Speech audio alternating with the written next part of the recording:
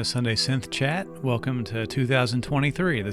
I'm recording this actually the night before the new year, but you'll be seeing this sometime in 2023, most likely. And so, yeah, Happy New Year. Thanks for joining me. I wanted to talk a little bit today about filters. And filters are an interesting component of a synthesizer. If you're following my channel or are watching videos about synthesizers, I'm sure you know what filters are and how they work. There's something about filters that is still puzzling me. I've been learning about subtractive synthesis in particular for the last closing in on 3 years now. And I understand how filters are used and what they do. I don't know if I could sit and give you a technical explanation of it, but I understand the result in the music. I always think it's interesting that people are, high on one filter or another, or one company's filter or another. I'm still struggling to get my mind around what makes the sound of one filter preferable to another one. You hear about, ladder filters, which I think has to do with the architecture of the chip or the configuration of the chips on the circuit card, perhaps, or something in the architecture or the circuit. I'm sure I could look it up and get a more technical explanation. But point being, you hear about, ladder filters or 12 dB or 24 dB filters, 2-pole, 4-pole. But I don't really understand what would make one filter better than another. I mean, I would have a hard time distinguishing a Moog filter from a KORG filter from a sequential from Roland. I don't know how to, really hear and comprehend the differences. I decided what I would do was take 4 different synthesizers from my studio and do a comparison of the filters, one after the other. So I tried to make the starting point for each of the synths the same, as close as I could. So I have just a basic sawtooth wave on each one oscillator, no envelope to speak of, and just ran the filter wide open down to close and then swept it back open and just went from one to the next. And honestly, I think the differences that I heard when I did this had more to do just with the actual sound of the sawtooth wave on each of the synthesizers instead of the filter. So I'm going to play these for you one at a time, and you can just take a listen to what I listen to, and then we'll talk a little bit more about those afterward. You'll hear in order the KORG Polysix, the KORG Prologue, the Moog Grandmother, and then the Arturia Micro Freak. And with the Arturia, I did not have a great starting point for my sawtooth wave. I didn't have it just right, so you're going to hear a little different sound on that one. But again, I think the filter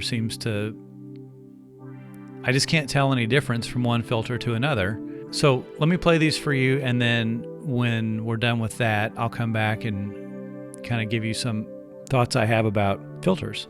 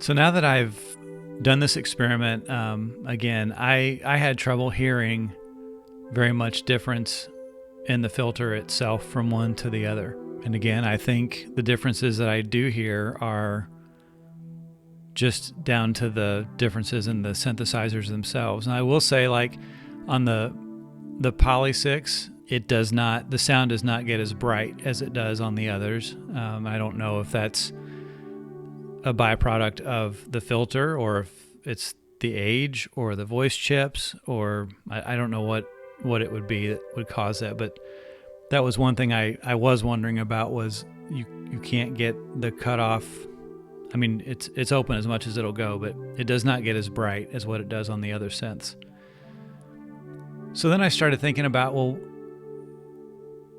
if it's the case that the filters don't have a lot of differences in between them on just a wide open, sweep, open to close and back, maybe it has more to do with, maybe the resonance. Like maybe if you start playing with resonance, bring it up part way and then do a filter sweep. Maybe that's more where the differences are going to come in. Maybe you're going to hear maybe you would hear more pronounced differences between them when you start applying an envelope to the filter. I know that filters are really important in subtractive synthesis when you're trying to just make different tones. So maybe it's the fact that, a Prophet 5, you can get a really nice synth brass sound because of the type of filter it has, where I couldn't necessarily recreate that on the Prologue as well. I'm not really sure. The one place where I've noticed a difference in the filters, and always makes me really happy to listen to it, is when you give it a pretty decent amount of resonance and play something way down low and filter sweep, you get sometimes get some of the sparkles. Those are the sounds that I really like to hear. And when you get to that point, I do start hearing differences. And so maybe it's up to using resonance and some of the other parameters to really hear the differences in filters.